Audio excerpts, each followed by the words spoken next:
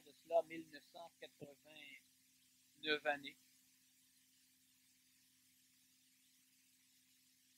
en l'an 3 avant Jésus-Christ.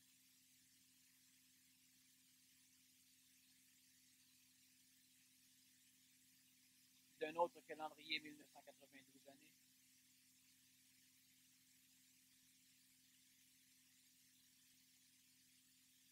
Dans cette période de l'évolution de l'humanité,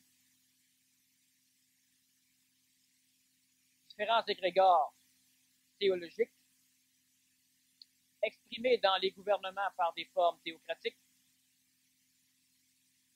se luttaient le monopole de la gestion de la nourriture astrale, c'est-à-dire de la gestion des nourrisseurs astrales, donc de la gestion des hommes. Descendants de la race atlantéenne, conduite par Ram, les Aryens avaient conquis l'Inde, sur le bord du Gange, surtout.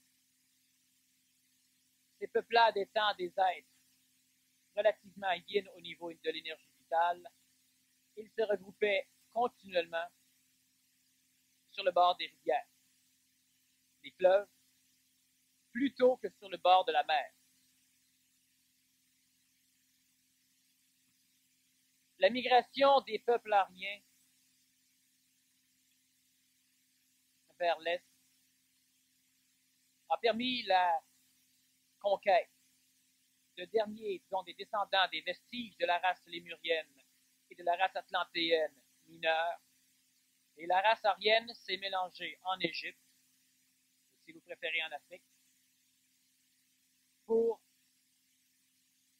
établir là les bastions de notre sous-race, de notre race blanche. Pendant quelques mille ans, ces êtres humains ont vécu en relation avec des énergies grégoriennes puissantes, des énergies qui étaient polyégrégorisées, on connaît cela sous le nom de polythéisme, et ils ont vécu manipulés par quelques contingents melchisédiens, c'est-à-dire quelques formes énergétiques personnifiées par l'énergie vitale de la race égyptienne, entre autres.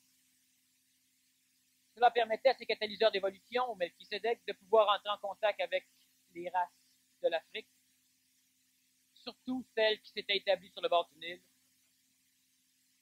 et de pouvoir, par le biais de ces êtres humains, transformer lentement la génétique de cette race pour faire en sorte que de l'évolution aryenne, l'humanité puisse poursuivre son évolution au niveau de l'Égypte. Lorsque lentement la troisième sous-race devait naître, l'Égypte commença à perdre de ce pouvoir de contrôle qui leur était donné par les forces melchisédiennes, les catalyseurs d'évolution. Et lentement vers le nord, vers l'ouest, une autre race commença à naître, un peu plus puissante que celle de l'Égypte, beaucoup plus puissante que celle de l'Inde.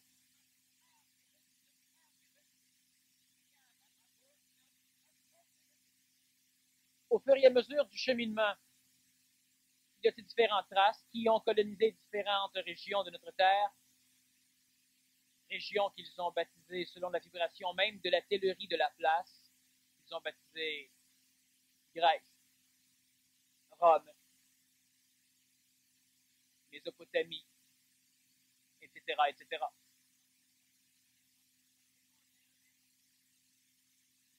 De l'Égypte naît tout ce qui par la suite va découler en religion juive, en religion pharisienne, sadducéenne, grecque, romaine, égyptienne, et on va même, par l'intermédiaire de la Grèce, arriver à colorer l'Inde.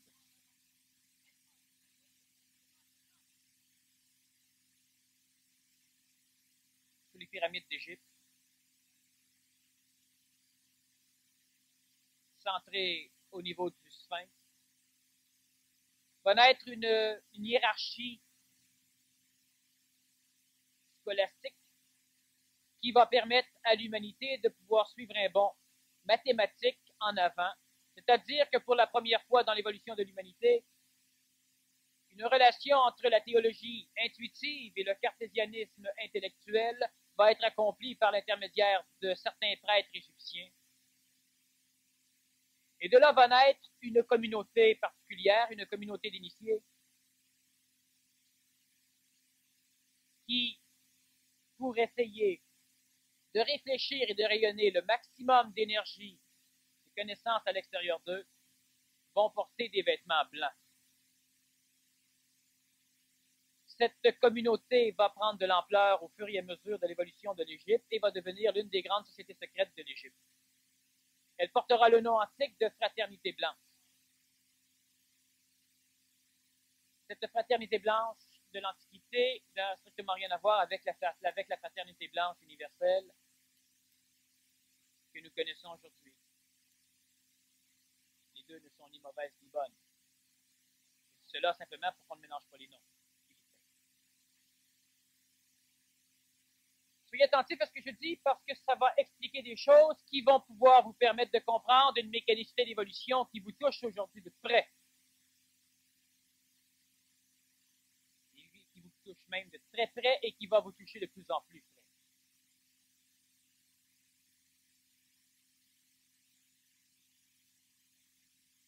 La Fraternité Blanche va se scinder en différentes communautés. Les Esséniens, entre autres, qui ont écrit la première, disons, le premier Nouveau Testament ou l'une des premières Bibles de la région mésopotamienne, donc l'un des premiers livres sacrés, qui a été retrouvé près de la mer Morte à un moment donné et qui a été publié sous le nom des Écrits des Esséniens. Les Esséniens entrevoyaient un plan, le plan des Esséniens. À l'intérieur du plan des Esséniens était inclus le prieuré de Sion. À l'intérieur du plan des Esséniens était inclus le roi des Juifs. À l'intérieur du plan des Esséniens était inclus la Bible catholique romaine. À l'intérieur du plan des Esséniens étaient inclus certaines formes d'apparition, dont Fatima. À l'intérieur du plan des Esséniens était inclus la fin ou la transmutation de différentes religions dans un temps relativement actuel. Ces Esséniens avaient une force formidable. La première force qu'ils avaient, c'est qu'ils possédaient le Verbe. Alors, ils ont aidé les pharaons à construire certaines de leurs tombes. Ils ont aidé Salomon à construire sa ville. Et ils ont induit la majorité des traditions que nous retrouvons vers l'an 0. Toutes les prophéties connues alors étaient des prophéties esséniennes. L'Ancien Testament est un livre écrit en Égypte pour la majorité et il est d'origine essénienne. Les prophètes esséniens avaient suffisamment de mathématiques intelligentes, donc ils avaient une forme de préscience. Premièrement, ils escomptaient énormément sur le fait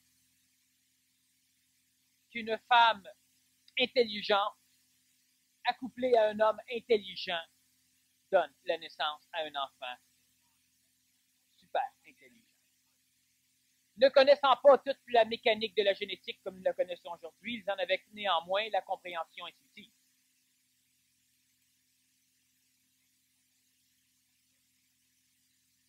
Les prophètes esséniens inventaient des prophéties qu'ils distribuaient dans le peuple. Et ces prophètes esséniens savaient qu'un jour, eux étaient pour se servir de ces prophéties afin de les accomplir. Cela veut dire que la majorité de tout ce qui a été prophétisé à l'époque, avant cette époque, l'an 0, pour être précis, l'an -3,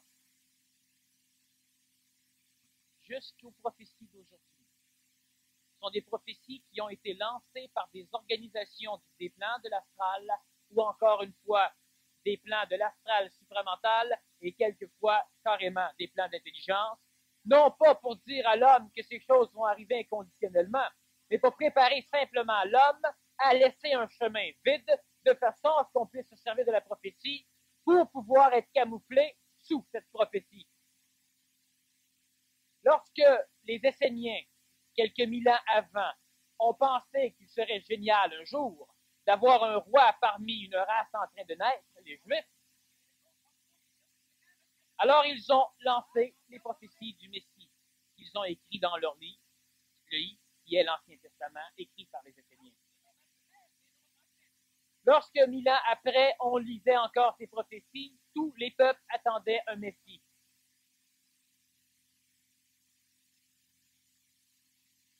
Il y a suffisamment de conditions mécaniques à l'échelle de notre planète pour que n'importe quelle prophétie puisse être supportée par l'apparente mécanicité des astres, des conditions climatologiques, des conditions épidémiques.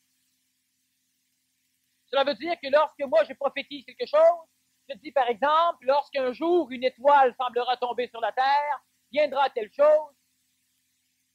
Il y a suffisamment de météorites pour qu'à un moment donné, si une chose tente de ressembler à ce que j'ai prédit, arrive, qu'on puisse de toute façon trouver les signes que j'ai annoncés. C'est mathématique. Les lois de la probabilité sont suffisamment restreintes pour que, à coup sûr, ça ait un résultat.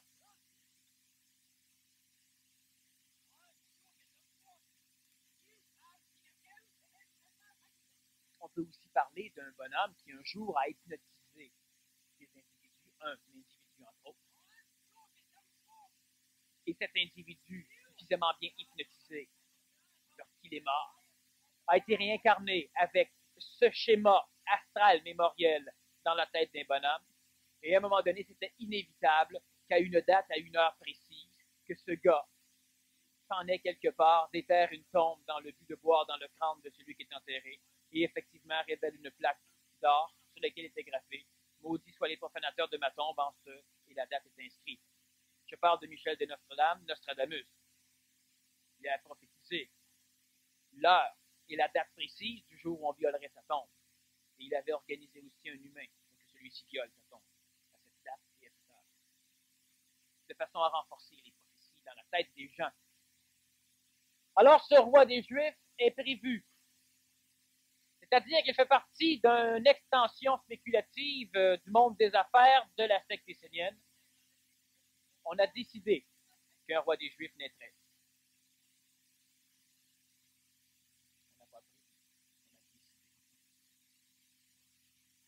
Lorsque, en l'an -3, dans l'après-été, dans une secte qui est accolée à la secte essénienne, mais qui porte le nom de Nazaréenne, seule secte qui permet aux femmes d'en faire partie dans le but de l'accouplement génétique, va naître un enfant. Cet enfant n'est pas christique.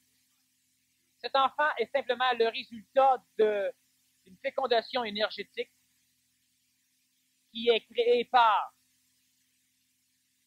et qui a été dynamisée par les thérapeutes, une secte essénienne grecque, qui avait le privilège et la faculté d'avoir développé le don de guérison. C'est-à-dire que les thérapeutes grecs étaient ce qu'il y avait de plus, disons, intéressant au niveau médical à l'époque, pour la simple raison qu'avec leurs mains, avec leurs yeux, avec leur souffle, ils arrivaient à guérir la majorité des maladies. Ils ont réussi, en présence de Marie, à féconder un ovule de Marie, simplement par le biais de leur énergie. Donc, il n'y a pas eu de contact physique. Ce qu'il faut comprendre, c'est que la secte essénienne, à cette époque, vivait une jonction entre un plan intelligent, donc un plan supramental, et un plan essénien. La race essénienne était la seule qui, à l'époque, était capable de supporter une dose relativement légère de contact supramental, ce qui leur a permis d'être manipulés de façon à arriver à cette jonction. Ils ont donc su engendrer un corps physique qui avait une probabilité neurologique, une probabilité d'évolution, de croissance suffisamment intéressante pour permettre à un esprit christique, c'est-à-dire à de l'intelligence supramentale, de pouvoir à un moment donné venir posséder ce corps de façon à s'en servir pour exprimer des choses. L'enfant qui est venu au monde à cette année était un enfant normal, sauf que les réincarnations pluralitaires qui le constituaient au niveau de l'âme étaient d'une vibration hautement évoluée, pour la simple raison que le corps étant ce qui attire par le biais de la forme vitale, ce qui va se réincarner dedans. Si on a un corps pur, on aura automatiquement une âme pure. Vers l'âge de 12 ans, quelque chose est descendu sur le plan terrestre, de l'esprit, de l'énergie supramentale. C'est venu chatouiller la tête de cet enfant et ça lui a dit, tu dois me laisser ton corps. Alors évidemment, l'enfant n'a pas voulu, pas immédiatement, et on l'a instruit. On lui a expliqué pourquoi il devait laisser le corps. On lui a expliqué pourquoi il devait laisser le corps, et à un moment donné, on lui a expliqué quel serait l'échange d'énergie. L'enfant avait mené la croissance du corps, et seul un âme peut mener une croissance corporelle d'un homme vers un contact supramental. L'âme, donc, cet enfant avait mené la croissance du corps, et à un moment donné, ce corps pouvait être le réceptacle d'un esprit. Alors, à un moment donné, l'enfant n'a pas eu le choix plus qu'il faut, et il a été expulsé de ce corps. Il a été placé dans le plan morontiel entre le monde de la mort et le monde de la vie. Et on lui a, et quand je dis on, je parle des esprits ou je parle de l'intelligence supramentale, on lui a donc expliqué qu'il n'aurait pas à vivre le cheminement évolutif, expérientiel de l'humanité, mais qu'un jour il devrait de toute façon se réincarner sur le contexte planétaire pour pouvoir accomplir une chose qu'il serait le seul à pouvoir accomplir, et que pendant ce laps de temps, il n'aurait pas à vivre le monde de la mort, mais il n'aurait pas de corps non plus pour vivre le monde de la vie. Le Christ a donc pénétré le corps de cet enfant, et cet enfant est devenu le Christ. La lutte entre cet esprit, le Christ, et l'âme, l'enfant, a duré quelques 20 ans.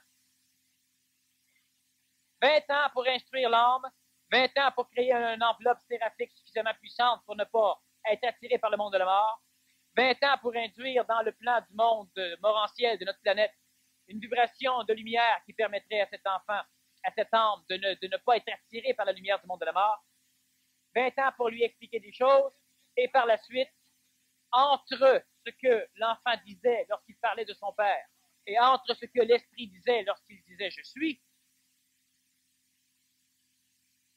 ces 20 ans ont passé. Lorsque le Christ a commencé à parler, lorsque le Nazaréen a commencé à parler, c'était de l'esprit qui parlait. Et cet esprit avait dû expulser un homme d'un corps. Lorsque le Nazaréen a fait son évolution sur le plan terrestre, lorsque le Christ, donc lorsque l'esprit supramental, par le biais du Nazaréen, a vécu, elle a nécessairement été obligée de laisser un phénomène suffisamment puissant au niveau de la mémoire dans le contexte de notre planète pour permettre un jour à l'âme de l'enfant de pouvoir être réincarnée et pour surtout permettre à l'âme de l'enfant de ne jamais être attirée par le plan du monde de la mort. Donc, le Nazaréen devait laisser une trace d'intelligence dans le plan morontiel, c'est-à-dire laisser quelque chose d'autre qui aurait été initié par le Nazaréen corporifié, cela va de soi, et qui aurait été initié par le Nazaréen dans le monde de la mort, dans le monde morantiel, dans le monde de la vie. C'est pourquoi le Nazaréen a un jour, par le biais de Marie-Madeleine, eu lui-même des enfants. Et lorsque le Nazaréen, lorsque Marie-Madeleine demande, lorsqu'elle approche du Nazaréen crucifié, le Romain lui demande si elle est de la famille, elle dit oui. Marie, la mère du Nazaréen, regarde Marie-Madeleine et elle répond au Romain, oui, elle est de la famille. Effectivement, elle était de la famille.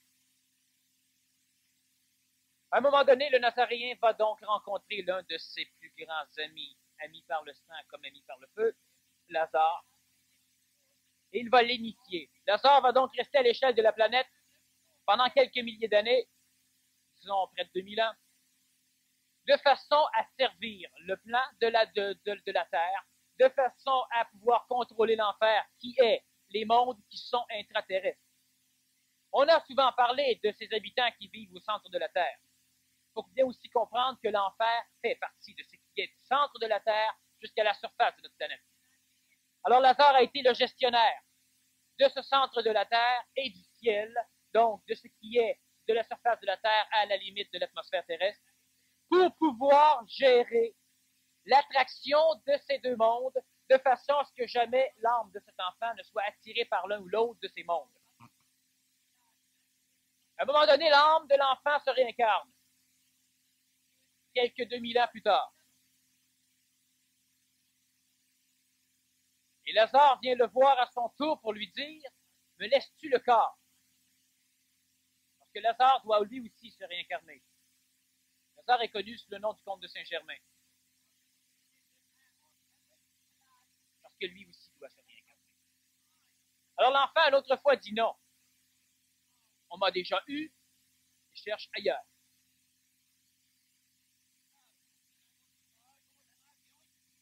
Présentement, à l'échelle de la planète, il y a donc déjà cette incarnation de cet enfant et l'incarnation du comte de Saint-Germain.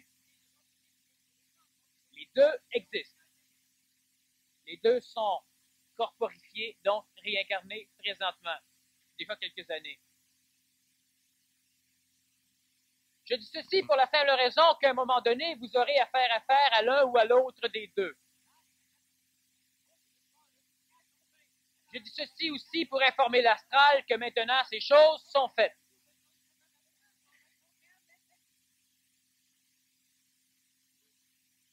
Les deux incarnations ont plus de 20 ans.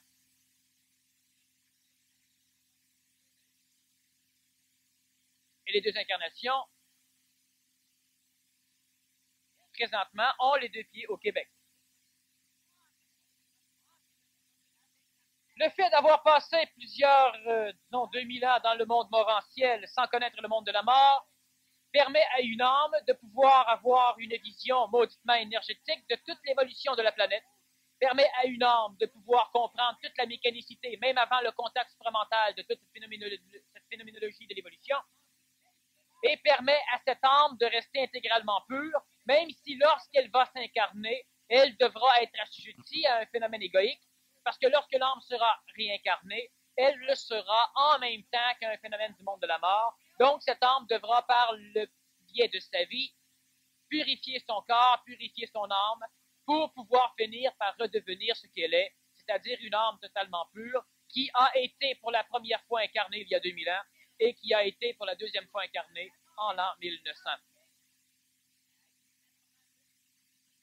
Lazare peut maintenant être réincarné, pour la simple raison que le gestionnaire des mondes de la mort et des mondes de la vie, que le gestionnaire de l'enfer et le gestionnaire du ciel, n'a plus sa raison fondamentale d'être. J'ai déjà expliqué de quelle façon, à un moment donné, le comte de Saint-Germain avait instauré une école du mal et une école du bien, une école de l'involution et une école de l'évolution, parce que lorsque l'on dirige le bien et le mal, on dirige tout. Pour ceux qui n'étaient pas là, je réexplique brièvement qu'à un moment donné, le comte de Saint-Germain avait un petit village à lui. Ce village porte le nom de Planète Terre. Et d'un côté de la rue, il avait fait construire un bordel, et de l'autre côté de la rue, il avait fait construire une église. Et il faisait de la publicité dans l'église pour inviter les gens au bordel, et il faisait de la publicité dans le bordel pour inviter les gens à l'église. Lorsqu'il avait l'intention ou lorsqu'il trouvait que les humains devaient apprendre un peu plus, il diminuait la publicité de l'église pour accentuer la publicité du bordel. Alors les gens allaient se prostituer.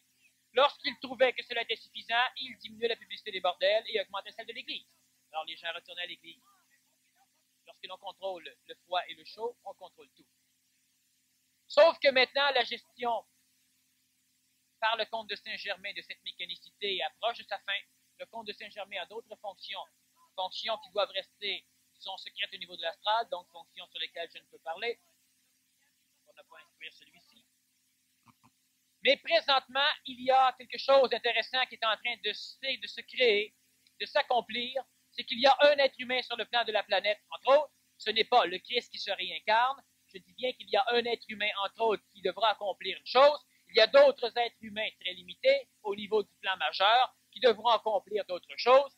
Donc, il y a un être humain présentement qui est en train de travailler, de cheminer sur le remplacement méthodique du comte de Saint-Germain, c'est-à-dire qu'il y a un humain qui présentement est en train de s'accomplir pour pouvoir finalement avoir le contrôle total du monde de la mort, du monde de la vie et la gestion de l'enfer et la gestion du ciel. Cet individu est cet enfant qui est réincarné. Lorsque ces choses s'accomplissent, une vibration au niveau de l'ego des individus qui vivent sur le même territoire que ces individus, une vibration, elle peut leur permettre de reconnaître ces individus. La reconnaissance émotive de ces individus est un danger. La reconnaissance anémotive de ces individus est un danger. On ne peut pas reconnaître ces individus à partir du contexte émotif ou du contexte mental. Ces individus ne peuvent être reconnus que par le contexte supramental. Le contexte supramental reconnaît par l'homme l'homme. Et la reconnaissance par l'homme se fait automatiquement et par le cœur et par l'intellect ou l'intelligence mentale. Cela veut dire qu'on ne peut reconnaître ces personnages que si on a une vibration et émotive et mentale en même temps. Sinon, sachez que vous n'êtes pas prêt à les reconnaître ou que ce que vous reconnaissez n'est pas ce qui doit être reconnu. La gestion du monde de la vie par cet individu va permettre à plusieurs humains qui auront à un moment donné suffisamment de conscientisation mentale et pour pouvoir dominer leur impatience égoïque, de façon à commencer à entreprendre chez eux une mutation d'ordre vital qui pourrait leur permettre de compenser le manque à gagner au niveau de leur naissance. Cela veut simplement dire que la majorité de l'évolution de l'homme se fait de deux façons.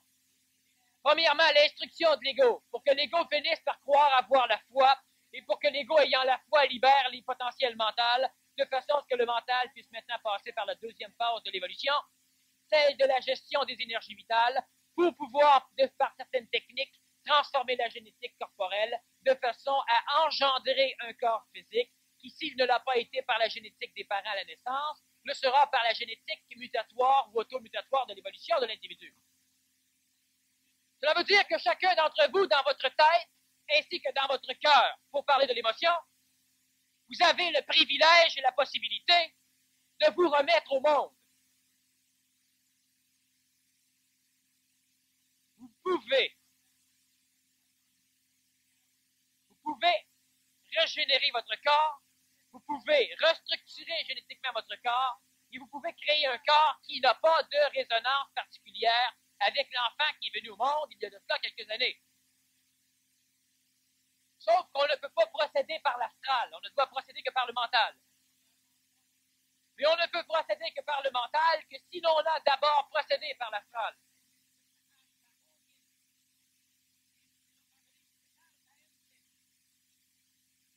L'homme ne peut pas évoluer s'il n'a pas la foi dans l'évolution. L'homme ne peut pas évoluer s'il n'a pas la croyance dans un résultat de l'évolution. L'homme ne peut pas évoluer s'il ne croit pas qu'il peut évoluer. Et l'homme ne peut pas évoluer s'il rejette émotivement toute condition de croyance ou de foi. La foi ne doit pas être aveugle, la foi doit être intelligente. Lorsque l'homme est capable de comprendre l'intelligence de la croyance et de la foi, il entre dans une ère nouvelle, celle d'une religion mentale, où il sera, où il pourra être son seul gestionnaire, sinon son propre Dieu. Vous devez conscientiser, cellulariser le fait que vous êtes deux. Que vous êtes et ce que l'antique religion appelle le Fils et le Père. Le Père peut vous remettre au monde. Le Fils doit laisser au Père la possibilité possibilité de le faire. Alors si le Fils ne croit pas au Père, le Père ne pourra être exprimé. Si votre cœur ne croit pas votre tête, le cœur restera le maître contrôleur à bord.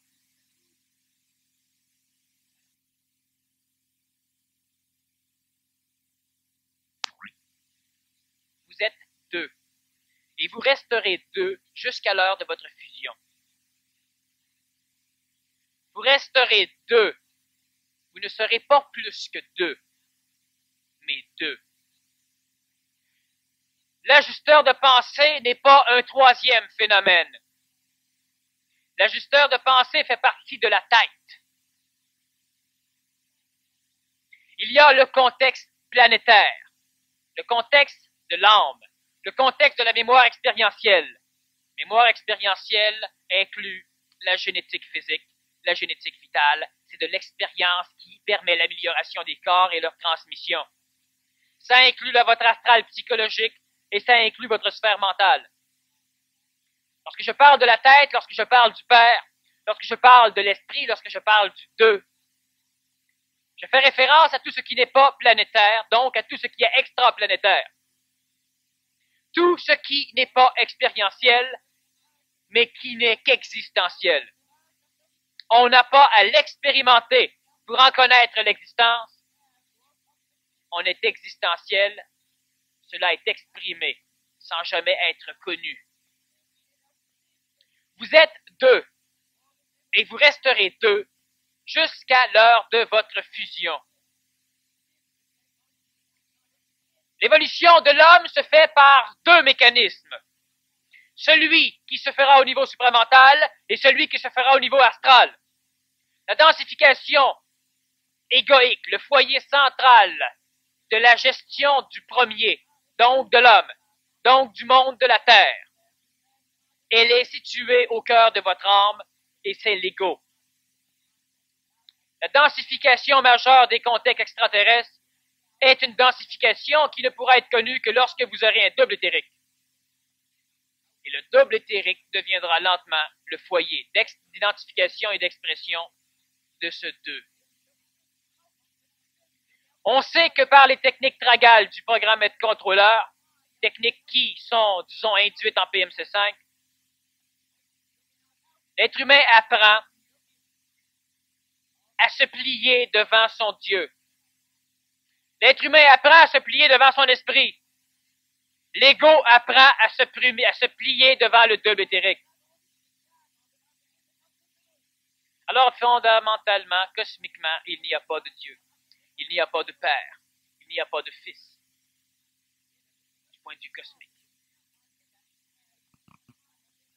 Du point de vue de l'homme, il est encore sécuritaire pour l'ego de comprendre le phénomène du Père et du Fils. Mais il doit être compris mentalement avant d'être compris émotivement. Parce que s'il est compris émotivement, l'ego va demander au Père. On ne demande pas au Père. Tout ce que votre esprit perçoit que vous avez besoin, elle vous le donne. Lorsque l'ego demande pour rien. Tout ce qui lui était nécessaire lui a déjà été donné. Et ce qui ne lui est pas nécessaire ne lui sera pas donné. La fusion, c'est un contact intime, alliant à jamais l'homme planétaire et l'homme extraplanétaire, le Père et le Fils, la tête et le cœur. Alors vous devez maintenant commencer à comprendre l'intelligence d'une religion mentale. La religion mentale ne sera pas et ne sera jamais une religion collective. Religion synonyme de relier. Vous devez comprendre mentalement et instruire votre ego d'un cheminement qui permettra à celui-ci de se relier à l'autre. La prière, telle qu'elle est convenue à l'échelle archétypale de l'homme ancien, ne relie pas. Elle relie l'homme au monde de la mort, mais elle ne relie pas l'homme à lui-même. La prononciation du maître est un rituel identique au phénomène de la prière, mais qui permet de relier l'homme à un phénomène astral mental. Cela permet donc à l'homme d'avoir accès à un réservoir mental plutôt qu'avoir accès à un réservoir astral, ce qui permettra au mental d'être suffisamment dynamisé pour qu'un jour le mental puisse commencer à instruire l'ego de cette religion mentale. Lorsque l'astral est instruit de la probabilité, de l'intelligence de la religion mentale, alors là et uniquement là, tous les petits qui sont cachés chez vous vont commencer à accepter le fait qu'un jour, vous serez quelque chose de très grand. Qu'un jour, vous serez quelque chose qui ne peut pas être présentement défini autrement que par certains concepts de termes comme Dieu. Si vous ne croyez pas à l'évolution améliorative de l'homme, c'est que votre ego n'a pas été suffisamment instruit.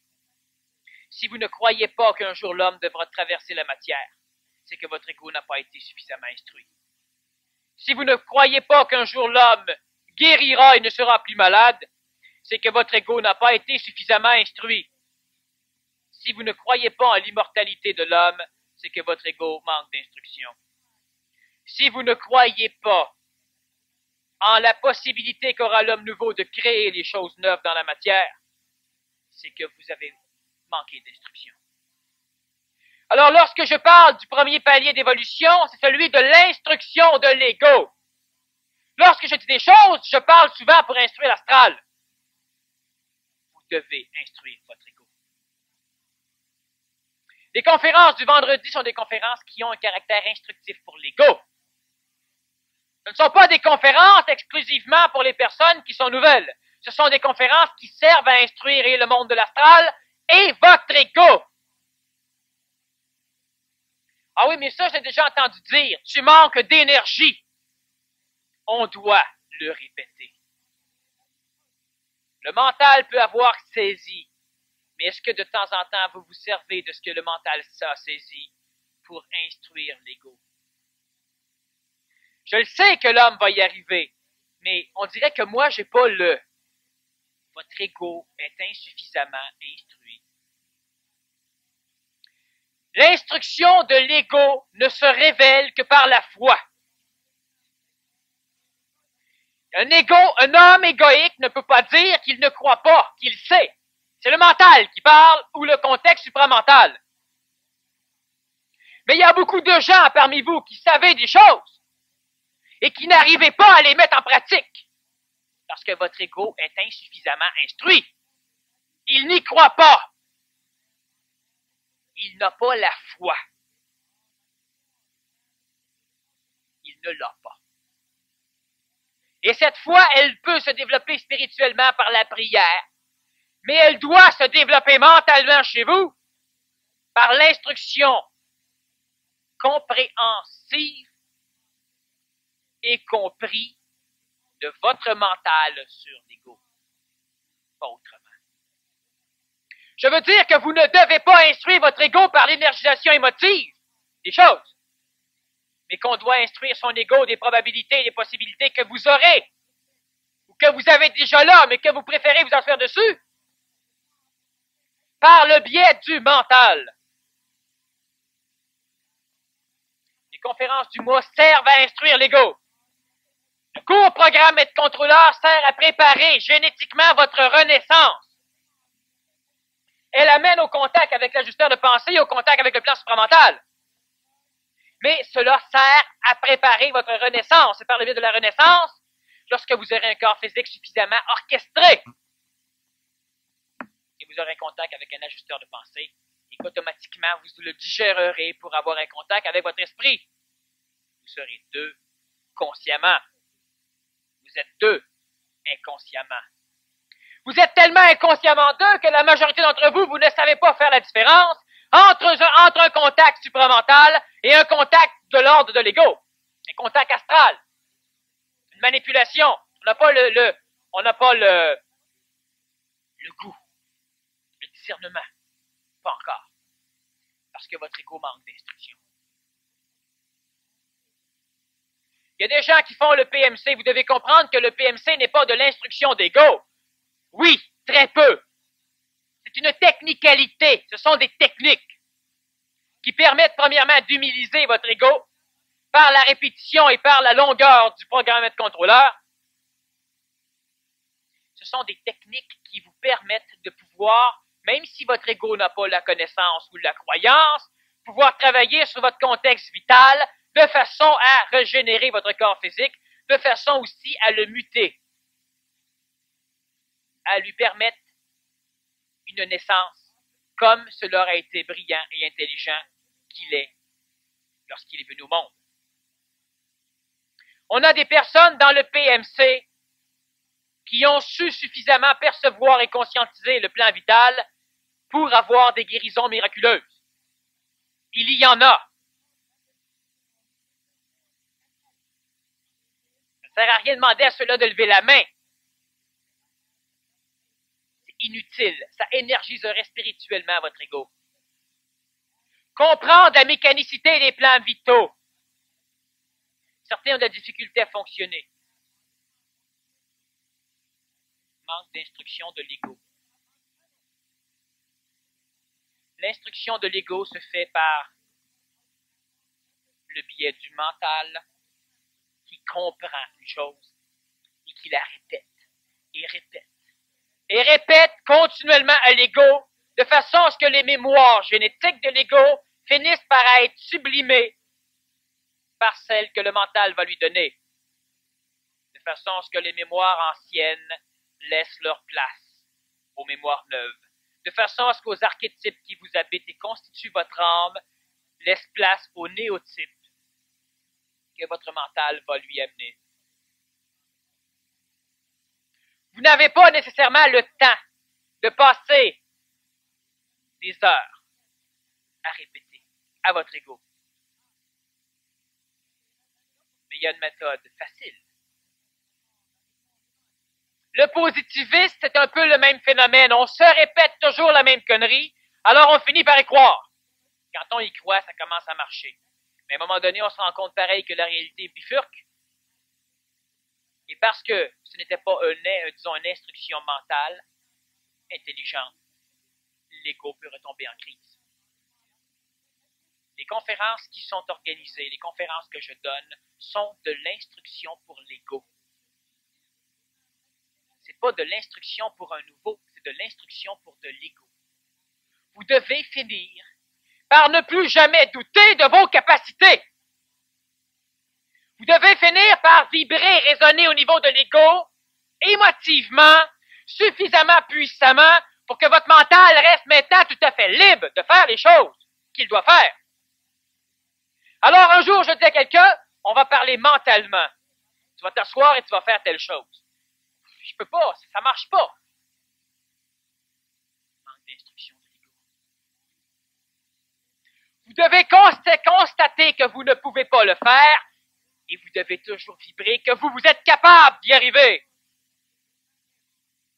Demande de l'instruction au niveau de l'ego.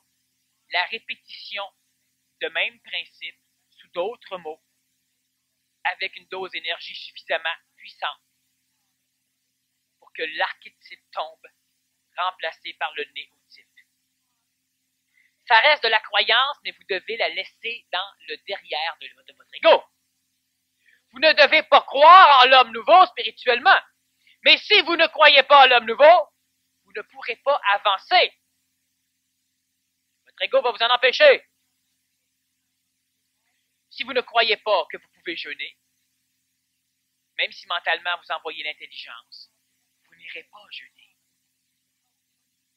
Si vous voyez mentalement l'intelligence du jeûne et que vous finissez par faire croire à votre ego que ça va marcher, parce que la compréhension de l'ego, ça se communique par la foi et la croyance. Si l'ego y croit, puis que vous envoyez l'intelligence, allez jeûner. Si l'ego croit que vous pouvez arrêter de fumer et que vous envoyez l'intelligence, vous allez arrêter de fumer. Sans souffrance et sans problème. Mais la majorité des humains sont à la fois impatients et trop patients. Patients à long terme, impatients à court terme.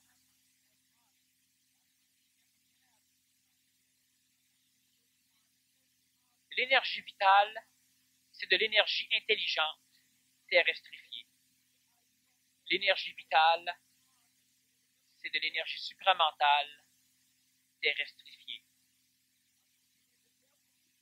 L'intelligence du plan vital est une intelligence suffisamment lumineuse, claire, consciente, pour pouvoir restaurer intégralement votre condition physique et pour faire beaucoup plus que ça. L'énergie vitale est conditionnelle. Elle obéit. Quel que soit l'ordre qui lui est donné, elle n'a pas le choix, elle obéit. Si vous avez un contexte mental qui donne un ordre, et si cet ordre est traduit par le plan astral, vous aurez un résultat qui ne sera pas nécessairement le résultat du plan mental. De cette façon, vous devez instruire votre ego, pratiquer certaines techniques et les répéter souvent. L'ego finit par croire. Quand l'ego croit, l'ego laisse le mental. Quand le mental est libre, ce que l'ego croit devient réalité. Parce que le mental est libre. Je demande de temps en temps à certaines personnes, est-ce que vous percevez l'énergie vitale sur votre corps? On me répond, ben je ne sais pas, peut-être que oui, là, je suis pas sûr que c'est ça. Manque d'instruction. Alors je demande, est-ce que tu es là? On me répond, ben oui. L'ego croit être là. Physiquement, scientifiquement, on sait très bien que c'est faux. Mais si l'ego croit être là, le mental va être libre de pouvoir se servir de la condition expérientielle de la croyance de l'ego. Mais si la personne me dit, ben, je suis pas sûr non plus, tout ce qui va se passer dans la pièce, tout ce qu'on va dire, ça ne pourra pas servir à rien parce que l'ego ne pourra même pas penser qu'elle l'a entendu. Ils ne sont pas sûrs de l'avoir entendu. Si l'ego dit oui, je suis sûr, tout le reste va avoir une raison intelligente. Sens-tu l'énergie vitale sur ton corps? Tu ne sens rien? Non. Si tu penses sentir quelque chose, oui. Et là, je peux continuer. Qu'est-ce que tu ressens? Je ressens ceci, cela, cela. Je peux dire, ce n'est pas de l'énergie vitale, c'est autre chose. Ou je peux dire, c'est de l'énergie vitale. Mais si on me répond, ben, je suis pas sûr, je pense que oui, demandez-moi pas de passer plus de temps avec vous autres au niveau des cours. Parce que ce que vous avez besoin, c'est de l'instruction d'ego. Cette instruction, je la donne tous les vendredis, tous les dimanches. Une fois par mois et tous les vendredis soirs. Je ne suis pas un être humain qui devra perdre du temps énergétique à faire quelque chose quand je le fais déjà et quand c'est accessible. Il y a des personnes qui présentement ont eu des phénomènes, disons, de réorchestration physique. Et demandez à ces personnes qu'est-ce qu'elles viennent foutre un vendredi soir en conférence. Et elles vont vous répondre. Je considère toujours que c'est très, très important. Et c'est ceux-là qui, lorsque je leur demande, es-tu capable de penser grand? Ils répondent oui. Penses-tu que l'homme peut traverser les murs? Ils répondent oui. Je lui demande, est-ce que tu peux traverser les murs? Ils me répondent non. Puis tu me dis que l'homme un jour va pouvoir traverser les murs? Ils me répondent oui. Son ego est instruit suffisamment pour que justement il n'y ait pas de limitation de cette façon. Êtes-vous capable d'arriver en dedans de 3 ans à un contact supramental? Ben oui! Sauf si votre ego dit non!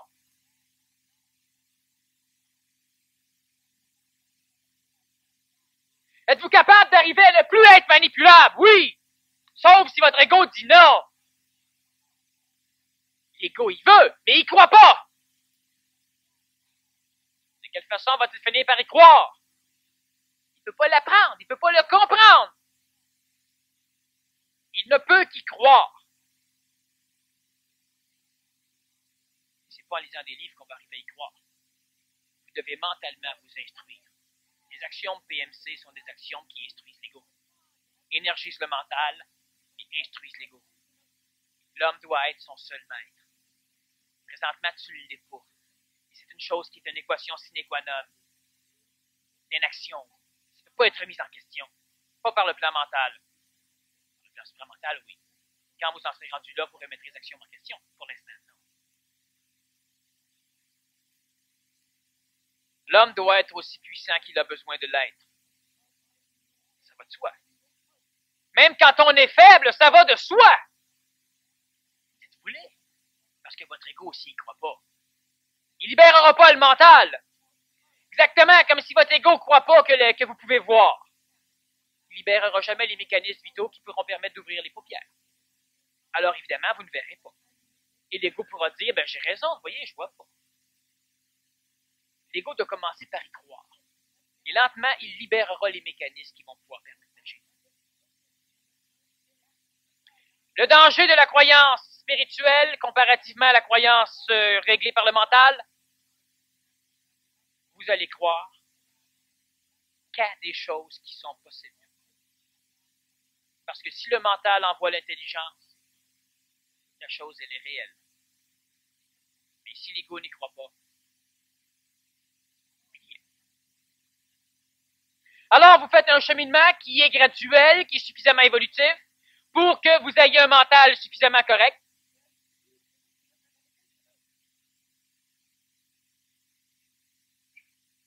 Et vous manquez d'instruction au niveau de votre ego. J'ai déjà expliqué en conférence régulière que l'être humain qui évolue est une grosse partie d'astral. Que cet astral qui évolue est divisé en une partie spirituelle et une partie basse. Que la partie hautement spirituelle est la partie la plus reliée aux archétypes spirituels théologiques. La partie basse au phénomène qu'on appelle animal. Mais c'est pas animal, c'est humain. Lorsque vous avez commencé votre conscientisation, vous avez commencé par détruire la partie haute spirituelle. C'était la partie qui vous permettait de communiquer avec le bas. Alors vous avez du mental, vous avez perdu la partie qui vous permet de communiquer, puis il vous reste le bas. Alors vous êtes malade, alors vous chiolez, alors vous avez des problèmes d'évolution, alors vous manquez de paix, alors vous êtes fatigué, alors vous ne comprenez plus, alors vous voulez venir perdre la motivation, alors vous ne savez plus. Vous avez coupé la partie du contact qui vous permettait de gérer les parties basses de chez vous. C'est pourquoi on va dire, merde, plus on se conscientise, plus on mange de la marde. C'est vrai. Sauf qu'à un moment donné, on doit mettre fin à ce phénomène. L'évolution, ça doit être facile. Le mental doit instruire l'ego.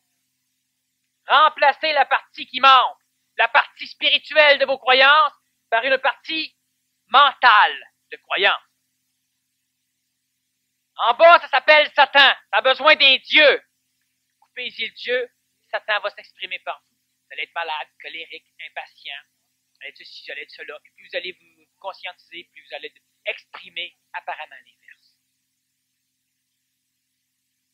Vous allez vous rechercher. Vous ne saurez plus quoi faire dans la vie. Vous allez être paquet de choses. Remplacez la partie que vous avez dû détruire, qui était essentielle à détruire, par ce que maintenant vous allez y mettre. Vous restez vos seuls maîtres, même dans cette religion, où vous êtes le prêtre, le Dieu à rejoindre et l'homme qui veut prier.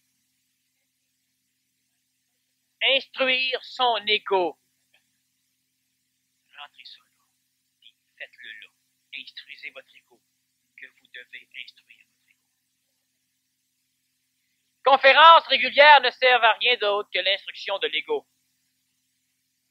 L'instruction de l'ego permet la libération de tout le potentiel mental de l'homme. La vibration qui est dégagée lorsque je parle est une vibration qui, outre l'instruction de l'ego, énergise le plan mental et oblige chez ceux qui n'ont pas suffisamment d'énergie mentale à puiser dans leur plan physique de façon à avoir une même connotation mentale que celle qui est nécessaire pour arriver à comprendre la vibration de ce que je dis. Et ces personnes seront fatiguées et épuisées après, parce qu'ils auront puisé dans leur corps physique vital l'énergie qui leur manquait. Et à un moment donné, s'ils instruisent suffisamment leur ego, elles ne seront plus épuisées.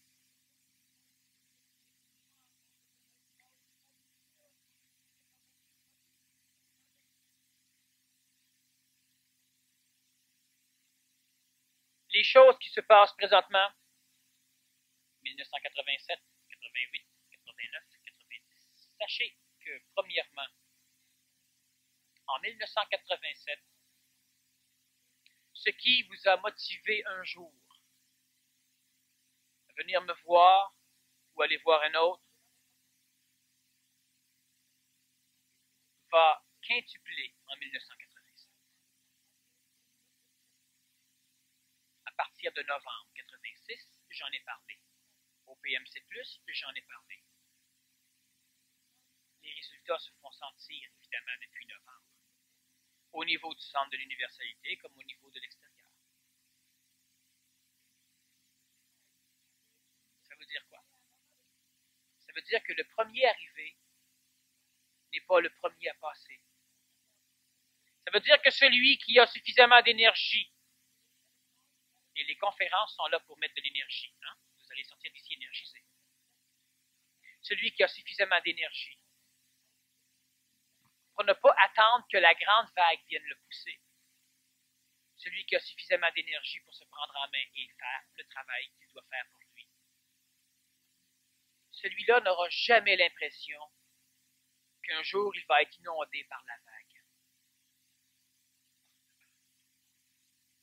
Quand le centre de l'universalité a ouvert ses portes, en novembre 83, c'était tout croche. Plancher de ciment, des murs de briques, quelques chaises sur le ciment, petite conférence, 80 personnes. Quand le centre de l'universalité a inauguré officiellement son ouverture en janvier 84, les 80 personnes ont quasiment tout disparu. Pour la simple raison que près de 250 personnes sont passées cette semaine-là et les 80 personnes ont eu l'impression que leur centre ne leur appartenait maintenant plus. Ils étaient dilués dans la vague et ils ont lâché. Vous êtes un certain nombre. Mais ça va grossir d'une façon effarante.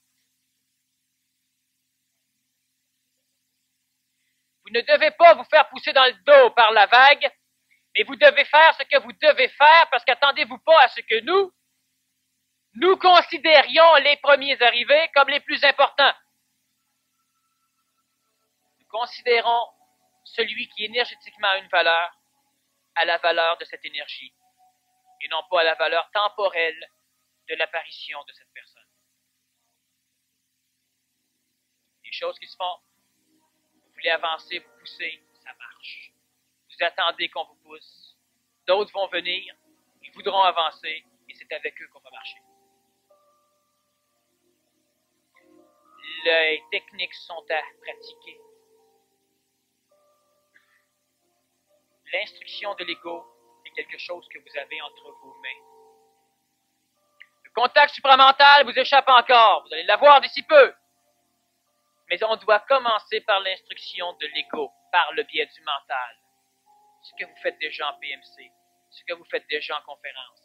Mais vous devez faire ce qui doit être fait, et ça, c'est entre vos mains, l'instruction de l'ego. Vous savez comment faire certaines choses. Vous allez poser des questions pendant l'entracte, j'aurai quelqu'un pour les lire, on se repose un petit peu.